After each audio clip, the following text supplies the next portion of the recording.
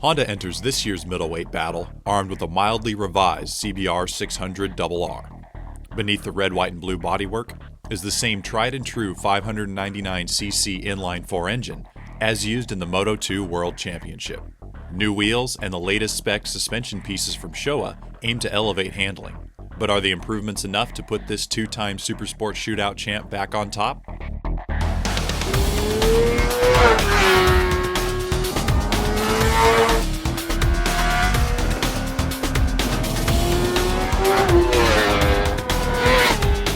Probably the easiest bike of all the bikes here to ride. It was the funnest for me.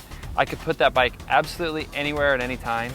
It didn't matter where I was on the track or whether I was going fast or going slow. And it's in my top 3 of as far as the 3 favorite bikes that I have. Like, it is crazy how agile it is. Like, coming into turns, like, the bike is so maneuverable that you will actually oversteer and understeer just because the bike goes so quick in a different direction. Like, when you're riding a whole bunch of different bikes, it kind of freaks you out because all of a sudden you're like, oh my God, I'm gonna go run off road because the bike turns in so quick. Or, you know, I'm gonna clip the curbing because the bike is just in a position where I didn't think it would turn that much. Well, that's the Honda, and once you get used to it, it's actually phenomenal. Like, that bike is so crazy accurate, it's insane. The ergonomics are very small. Me, I'm 5'11". I struggled with it a little bit. It took me a while to get used to it. Motor-wise, things peppy as all can be. Good linear power and phenomenal brakes and high quality. Honda's always got quality stuff. You know, there's nothing to complain about on this bike, really. You know, the acceleration I'm happy with. It's not as good as the other bikes I've been riding today, but it's not so poor that it ruins the experience for me. The Honda CBR, it wants you to command it, and it goes.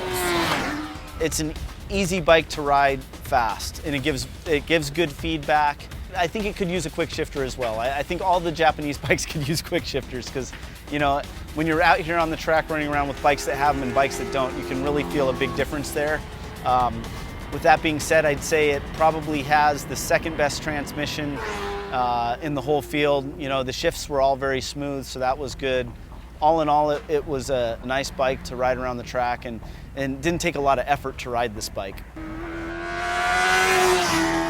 The CBR's upgraded hardware pays dividends during corner entry with extraordinary levels of maneuverability. Despite the cat-like agility, it didn't elicit the same rock-solid mid-quarter composure that we remember. It also continues to come up short in the motor department, a complaint we've expressed for years. Mid-pack super pull times and scores in key subjective categories once again kept the Honda out of the top spot. Big Red knows where it needs to improve, and now it's time to act.